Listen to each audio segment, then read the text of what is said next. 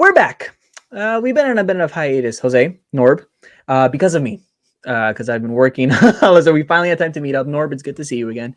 It's good to talk to Yes, you good to again. see you. Yeah, for And I sure. mean, it's been a while since we recorded. You were releasing old episodes with George, which is awesome. But we've also missed a lot. We missed so much stuff, a lot of great stuff. So we're going to be talking about three things that two things that really made headlines in the last month, and also we want to give our thoughts on it, even though it's a few weeks old. And then one more recent news that's like barely 24 hours old. So we're gonna open up with that. Actually, we're gonna start with that with the Tampa Bay Rays announcing that they're open to trading Blake Snell. Blake Snell, obviously, he was just recently in the World Series against the Dodgers in October, and who can forget Kevin Cash pulling him out midway through Game 6 when he was having a tremendous game. We spoke about that in our last episode that we recorded about the World Series, and then next thing you know, the Rays lose the World Series, so they're hoping to trade him. He has 3 years left of contract, 10.5 owed in 2021, 12.5 million, all a million owed in 2022, and then 16 million open in 2023. It's been reported that they've been looking at right now. They're potentially looking at catching prospects. I know that's really big on their mind. So this is, I mean, it's just surprising. I mean, this is a team that, again, fresh off the World Series, and the last thing you want to hear is your ace from the team from your favorite team saying that they want to trade their ace. A big reason why they made it to the World Series. I guess I'm going to say it's a bit of a foul because. What are you doing? What are you doing, Tampa? Like that's the wrong direction. I know it's a lot of money owed, but I mean, I don't know. Norb, go ahead. What are your thoughts on this whole thing? I really don't know. It could be a foul for me too that the Tampa Bay Rays are planning to trade Blake Snell at this time with 3 years left in his contract. He is the ace of the staff, and I think there still could be a lot of opportunities for him to stay in Tampa Bay. Um, I don't know what his relationship is with Kevin Cash at this point after getting pulled in the World Series. After 73 some odd pitches and Something like six that. innings. From what I remember, we spoke a lot on it that night. Yeah, It absolutely. was such a talking point. Yeah, But yeah, continue. yeah. It's I don't know. I think I really think that they should just maintain Blake Snell for one more year and possibly trade him because they've already lost Charlie Morton to free agency. Yeah. So I don't know what else is left for Tampa Bay to have a pitching staff if they've plan to trade Blake Snell somewhere else. But it really is puzzling for me as to why they want to trade him at this time with 3 years left in the contract. Like that's just ridiculous. Now, let the record stand that they're open to trading him, right? I mean, doesn't mean that they're going to actively shop. It doesn't mean they're going to start going to all the teams already and saying, hey, we have Blake Snell. What do you got? Right? But, and he is on record. A source did say that he is on record saying he would like to stay in Tampa Bay. Again, why not? You made it to the World Series. And obviously, especially if you lose a World Series, you want to keep that momentum. You want to stay there. You want to go on a revenge tour, and you want to find a way yourself back to the Fall Classic, right? It mind boggles me. And in 11 regular season starts for Blake Snell, 3.24 ERA, 1.2 WHIP, 63 strikeouts, and in the postseason, 3.3 ERA, holding his opponents to a 194 average. He was incredible. Lights out in the playoffs, lights out in the in the regular season. Obviously, 2018, a couple years back, that's when he won his Cy Young with 21 wins, a 1.89 ERA. Again, dominant, absolutely dominant. But I'm just surprised, and I know, like I said, catching prospects are a big thing. Obviously, me and my fellow Blue Jays fans, we already got a little excited because we're like, oh my goodness, we have catching prospects. We need a pitcher. It's a hand in hand. Yeah. Would they want to trade within the division? I don't think so. I wouldn't. I mean, like, no, I am not helping out your case because I want the AL East title, right? And that's any division. I'm just saying because obviously I'm a Jays homer.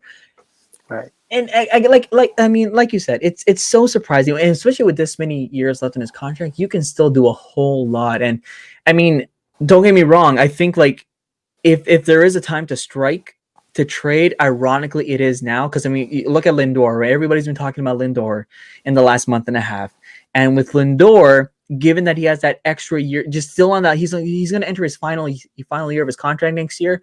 Obviously, that's going to play a lot in trade offers. Right? Cleveland has no leverage to really essentially trade Lindor. They can also be like very fishy. I mean, I know like I was always a pessimist when I say like I feel like the Indians are going to try to hustle and screw a team out of it because it's Lindor. They think they can get away with something that big, which I don't think so. So in that situation, it's a bad idea to try to trade him, or if you're going to trade him from, try to get what you can. But in this situation, you can really strike gold. You can really, really dig deep into a farm system, or even like a really super, like a really promising player on a team, and get Blake Snell, right? Or trade Blake Snell for that team. So it's not a bad thought, but I also think that you should just continue just to have this guy as long as you can past 2023. Like he is literally a proven ace. Why would you give up such a valuable guy? Again, like, unless you think about your future, but even then, like, I think he could survive and work around him instead of trading him away. Yeah, absolutely. I mean, he is the ace of the pitching staff. He still has a lot of playoff momentum from the previous year, and I think he just wants to focus on pitching going forward in Tampa Bay. I mean, Charlie Morton signing with the Atlanta Braves, and to also plan to trade Snell to a team, especially when there's 3 years left on his contract. I mean, like, whoever acquires Blake Snell, I mean, they're gonna have to take care of the final 3 years, and I do think that's too much of a financial strain for most teams. I mean, yeah, ideally, like, if he was in his last year of his contract with 1 year left or whatnot, then it would be ideal to trade a piece like him, because it'll be less financial strain for most teams. However, like, for example, Chicago Cubs, who John Lester is a free agent and possibly going somewhere. I mean, Snell could be going to Chicago for a good deal. They need a lot of good pitching there, a lot of help in the north side, and I think it'd be perfect for him to pitch in that environment, because his possibly his first time in the National League pitching, and pitching is always been good there in the National League. So quite possibly that could be a scenario that MLB should be considering, or Tampa should be considering. So, but at this point in time, keep Snell for 1 more year. I mean, you're putting a lot of financial strain on other teams. I agree. I absolutely agree. Let's move on. We're gonna move on to, like I said, we had 2 key pieces that we've had from that made headlines in recent weeks. The first one was one that it's so disappointing. It is unbelievably disappointing. Of course, we're talking about Robinson Cano receiving his second positive PED suspension. He's gone for the 2021 season without pay. So the Mets opened up about $24 million in their salary, which of course opens their books up to maybe getting like a Lindor type or a Len Mayhew type with that money. But disappointment all around. It's so like distrusting. It's so like disheartening to see that. Obviously, you never want to see it in the game, and one of the first big points that a lot of people made, one of the first comments was his Hall of Fame status, which is could be essentially dead at this point. Obviously, like, you have like people like Barry Bonds, Sammy Sosa, Mark Aguirre, who are still like, struggling, hoping to find Roger Clemens, hoping to find that elusive Hall of Fame spot, that the Hall of Fame induction. And Robinson Cano, for him, is like, I'd be surprised if he escapes the first ballot when he's eligible, right? Like, it's just so ridiculous.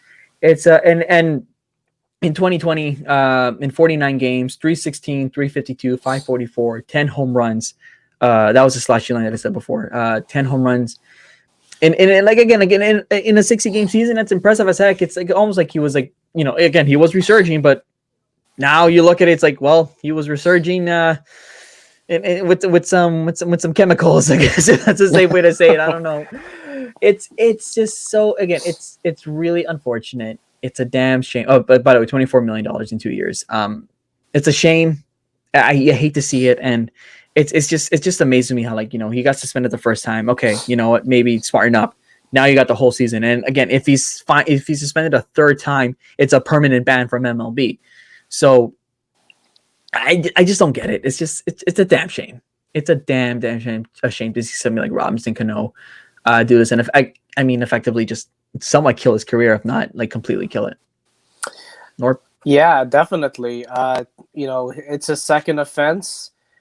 He didn't learn the first time, so he had to go to the well once too often and do another offense, commit to another offense there, getting his second positive test, for a banned substance. It's absolutely disgraceful. You're absolutely right. His Hall of Fame status is probably hanging in the balance right now after two offenses. That's his vision of the Hall of Fame probably is not going to happen in his lifetime. Robinson Cano is a talent. He's a talented player. He was one of the best New York Yankees and Seattle Mariners players of our decade. In the last decade or so. It's very disappointing. You don't really need banned stuff. You don't really need like PEDs and all these performance enhancers in a game. I know MLB is trying to get rid of all this completely, but it still exists out there. Even in the minor leagues, like a lot of minor league pitchers are already committing offenses to banned substances, and Major League Baseball is trying to clean up all these messes all around the leagues. And I mean it's shocking. It's the first big problem that the new ownership of the Mets have to face.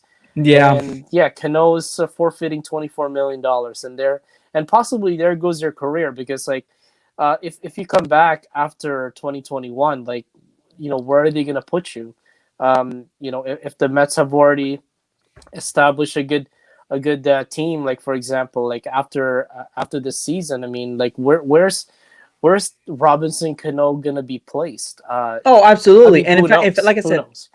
and if anything, like I said, I think I'm surprised they haven't released them. I'm expecting them to. I don't know if they actually will, but my guess is that they do release them. And again, like $24 million, you can work around with that. I mean, like I just said, LeMahieu, Lindor, your options the infield for the Mets just opened up, and it's unfortunate because, like, I mean, Stephen Cohen, the new Mets owner, he already has to deal with, like, trying to recover from a lot of financial stuff that's been reported, and so now you have this, but again, like, personally for the Mets, it's a big win because, again, you can go after maybe younger talent, maybe like so you can get those big pieces, you can use the money that you just lost that you just gained back, I guess, from Robinson Cano, and do something with it.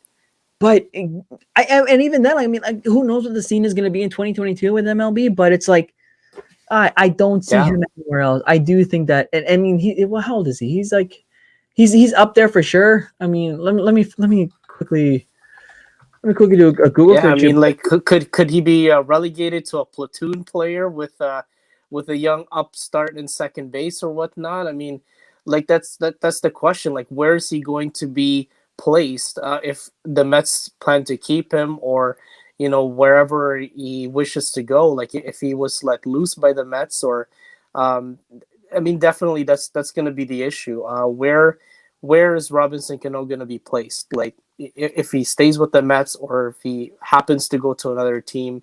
I mean, like, I believe that the Mets still has him for a couple more seasons. I believe. So releasing him will be a financial problem for the Mets. So only time will tell what will happen to that after this season is over. Yeah, he's 38. Number one, he's 38.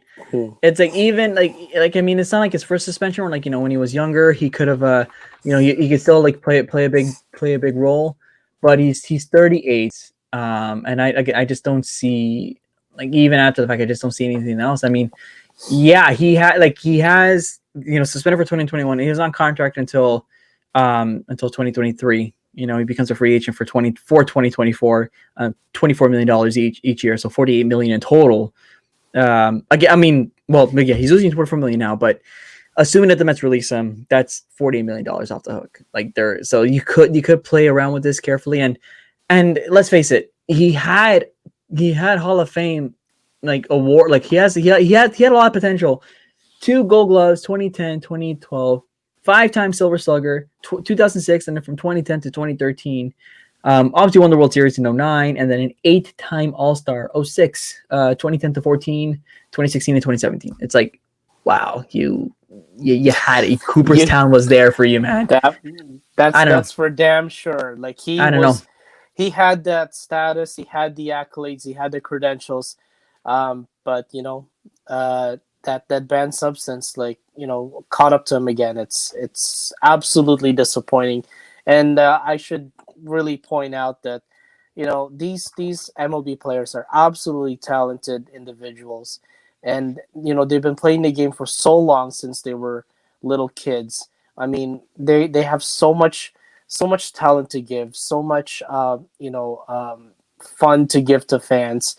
Like the banned substances in the game should never ever No, belong. It does. no. It has no place in the game. And Yeah. all these players that have young kids looking up to all these superstars like Roger Clemens, Barry Bonds, Sammy Sosa, Robinson Cano, like all the young kids that look up to these guys. I mean, like it makes you wonder, like do you still believe in them, like after? Yeah, And I know. yeah, there's this really no place for all these steroids or drugs in the game at all. It's unfortunate. It's extremely unfortunate, and we do have to move on. But it's like, ugh, man, I don't know. It's Mhm. it's it's just it's just heartbreaking. But let's go It let's go on to is. more positive news. There was like a really positive news, a groundbreaking, historic positive news. The Miami Marlins making one of the most, probably in my opinion, like one of the best moves I think I've ever heard in my life. Kim Ang has been named the general manager, the first ever female general manager in baseball. I mean, aside from, it's not just baseball, across the big four major league sports. Mm, And for those yeah. CFL fans that listen, I know there've been female management in the past, but when we talk about the NFL, the NHL, the NBA, and the MLB, never. This is absolutely historic. And her, I mean, like, and if you don't think that if you think this was just like a PR move, then again, 30 years of experience, 4 years, 6 years with the Chicago White Sox, with the New York Yankees from '98 to 2001, which includes three World Series rings, three rings. With Yeah. the Dodgers from 2002 to 2011, and also part of the commissioner's office the MLB's commissioner's office from 2011 2020, eight postseason appearances, six league championship series. I think her resume tells it all, that she 100% deserves to be in this spot. And of course, she had the connection with Derek Jeter when they spent their time together in New York. It is a great hiring. I think, again, like the resume, the playoff appearances alone speak on it, and she's been involved in a lot of crucial in a lot of front offices and so on and so forth. She worked closely with Brian Cashman, an intern with the White Sox. Um, and became an assistant GM with the Dodgers. Who, by the way, she was nearly a GM there before the Dodgers hired Ned Colletti in 2005. So this was destined for her. I'm very happy for her. A female to be in this position. It's great. It's overdue. I mean, I don't want to. I do want to say it's overdue because obviously, we got so used to, I guess, living in this environment where everybody can be a part of this. But Yeah. it's great. It's just so great to see her there. I wish her all the best in Miami. I mean, making the playoffs again. Obviously, I know making the playoffs in 2020 will always have an asterisk on it, but still, for the Marlins, it's great. Great turnaround for them in 2020. So this is good. This is good. This is good for her. Yeah. Norb? Oh, definitely. She has an impressive resume. It really is a milestone for Major League Baseball, and I think it's really, really time to hire female, personnel. I mean, she's going to be perfect for this role. Like, she's got so much accolades, so much experience around Major League Baseball, and I think this is definitely, a new endeavor for her, a rather challenging one, but I think she's going to do exceptionally well. And like I gotta say, anything men can do, women can do better. Uh, Absolutely. So Absolutely. yeah, this is something special. I mean, Kim Eng. I did watch her interview, her press conference, and she said a whole bunch of things that are very inspirational, and I'm sure little girls out there, young women, look up to her for inspiration, for support, and it's yeah, I mean, absolutely a great decision by the Marlins, and yeah, I do think it's really time. It really opens up another barrier in Major League Baseball to have women, partake in these high profile roles. I mean, GMs, assistant GMs, bench coach. Who knows? uh, or like an instructional coach. I mean, like, there's so much opportunities for Yeah. women now in the league, and I think that all the other sports leagues have opportunities to do that, to open up positions for women.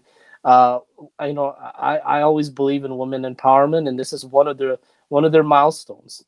One of the things that is really historic and groundbreaking, and yet another barrier has been broken, with an intelligent woman, with a lot of accolades and experience, taking on this new role as general manager, one of the highest positions in the franchise.